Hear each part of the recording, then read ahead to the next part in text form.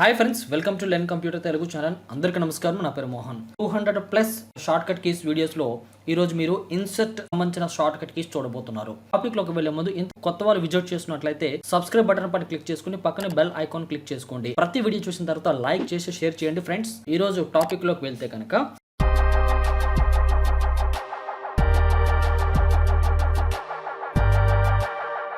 First short cut key వచ్చేసి Alt enter.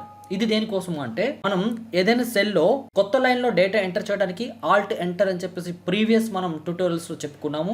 Alt enter కనుక press చేసి మనం కొత్త సెల్ అనేది మనం డేటా మధ్యలో యాడ్ చేయొచ్చు. ఫర్ ఎగ్జాంపుల్, ఇక్కడ నేను సెల్ యాక్టివేట్ చేశాను. ఇక్కడ F2 ప్రెస్ చేసి ఇప్పుడు నెక్స్ట్ లైన్లో నేను టైప్ చేయాలనుకుంటే అదే సెల్లో ఆల్ట్ ఎంటర్ బటన్ కనుక ప్రెస్ చేస్తే మీకు నెక్స్ట్ సెల్లో ఇక్కడ మీరు రావడం గమనించవచ్చు. అండి, ఒకే సెల్లో కింద పైన కింద టైప్ చేసినట్టు మనం ఇక్కడ చూడొచ్చు.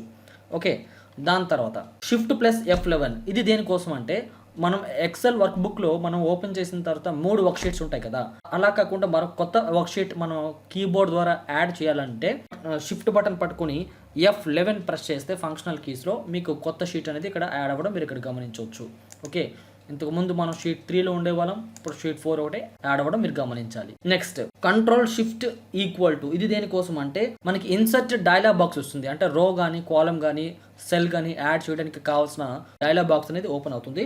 సో దానికోసం కంట్రోల్ బటన్ పట్టుకొని షిఫ్ట్ బటన్ పట్టుకొని =. ప్రెస్ చేస్తే వెంటనే మీకు ఇన్సర్ట్ డైలాగ్ బాక్స్ వస్తుంది. ఇందులో మీకు సెల్స్ యాడ్ చేయాలా, రో యాడ్ చేయాలా, కాలమ్ యాడ్ చేయాలనేది మనం keyboard up and down arrow keys ద్వారా సెలెక్ట్ చేసుకోవచ్చు. మనం ట్యాబ్ బటన్ ప్రెస్ చేసి ఇక్కడ యాక్టివేషన్ అనేది ఓకే మీద పెట్టి ఎంటర్ బటన్ పక్కన ప్రెస్ చేస్తే చూడండి కొత్త సెల్ ఇక్కడ మీరు యాడ్ అవ్వడం గమనించవచ్చు. ఇలా మనం సెల్ యాడ్ చేయొచ్చు, రో యాడ్ చేయొచ్చు, కాలమ్ యాడ్ చేయొచ్చు. Next Ctrl::. ఇది దేనికోసం అంటే డేట్ ఇన్సర్ట్ చేయడానికి. ఫర్ ఎగ్జాంపుల్, నేను కంట్రోల్ బటన్ పట్టాను, సెమీకోలన్ ప్రెస్ చేశాను, వెంటనే మీరు ఇక్కడ చూడొచ్చు డేట్ రావటం. ఓకే, దాని తర్వాత Ctrl+Shift బటన్ పట్టుకొని సెమీకోలన్ ప్రెస్ చేస్తే టైం రావడం ఇక్కడ మీరు గమనించాలి. ఇది ఆల్రెడీ మనం చెప్పుకున్నాము. తర్వాత Ctrl+T. ఇది దేనికోసం అంటే టేబుల్ ఫార్మాట్లో మనం డేటాని ఇమీడియట్గా మార్చాలంటే Ctrl+T పెట్టాలి. సో దానికోసం మీరు ఏం చేస్తారంటే ఇక్కడ నుంచి ఇక్కడ వరకు డేటా సెలెక్ట్ చేస్తున్నాను, Ctrl+T ప్రెస్ చేసా. ఇక్కడ నేను రేంజ్ ఇక్కడ అడుగుతుంది, ఈ రేంజ్ ఆటోమేటిక్గా సెలెక్ట్ అయ్యింది కాబట్టి ఇక్కడ నేను ఓకే బటన్ ప్రెస్ చేసా. వెంటనే మీరు చూడవచ్చు మొత్తం డేటా అంతా కూడా టేబుల్ ఫార్మాట్లో రావడం మీరు గమనించాలి. ముందు ఇలా ఉండేది, దాని తర్వాత Ctrl+T ప్రెస్ చేసిన తర్వాత ఓకే ఇచ్చిన తర్వాత ఈ విధంగా టేబుల్ ఫార్మాట్లో మారడం గమనించవచ్చు మీరు. Next hyper link. ఇది దేనికోసం అంటే మనం ఏదైనా ఒక సెల్లో హైపర్ లింక్ అప్లై చేయాలి అనుకున్నట్లయితే దానికోసం మీరు Ctrl+K డైరెక్ట్గా ప్రెస్ చేస్తే హైపర్ లింక్ అనేది యాక్టివేట్ అయిపోతుంది. ఫస్ట్ ఐటమ్ సెలెక్ట్ చేస్తున్నాను, Ctrl+K ప్రెస్ చేసా, వెంటనే మీకు హైపర్ లింక్ డైలాగ్ బాక్స్ వస్తుంది.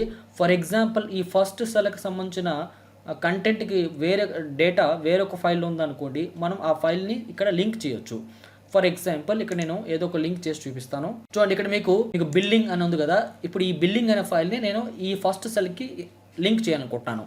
దానికోసం అది సెలెక్ట్ చేసి ఓకే బటన్ కనుక ప్రెస్ చేస్తే వెంటనే మీకు ఇది చూడండి లింక్ రూపంలో మారిపోయింది. మీరు ఇక్కడ క్లిక్ చేశారనుకోండి, వెంటనే ఆ ఏ ఎక్సెల్ ఫైల్కి అయితే మనం లింక్ చేసామో ఆ ఎక్సెల్ ఫైల్ అనేది ఇక్కడ మీరు ఓపెన్ అవ్వడం గమనించాలి.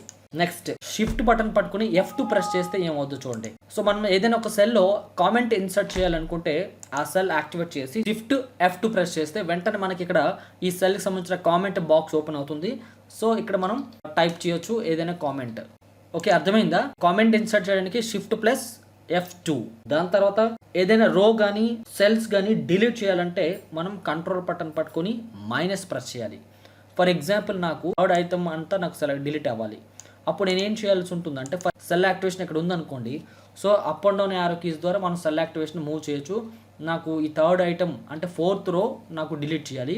సో ఇలా సెల్ యాక్టివేషన్ ఉంచేసి ఆ అడ్డు వరుసలో షిఫ్ట్ బటన్ పట్టుకొని స్పేస్ ప్రెస్ చేస్తే వెంటనే మీకు ఆ రో అంతా సెలెక్ట్ అవుతుంది. దాని తర్వాత కీబోర్డ్లో కంట్రోల్ బటన్ పట్టుకొని మైనస్ కనుక ప్రెస్ చేస్తే ఆ రో అనేది ఇక్కడ డిలీట్ అవ్వడం మీరు చూడాలి. చూడండి, ఇక్కడ మనకి 2 తర్వాత 4 ఉంది, మధ్యలో థర్డ్ రో ఐటమ్ ఉన్న రో అనేది డిలీట్ అయిపోయింది.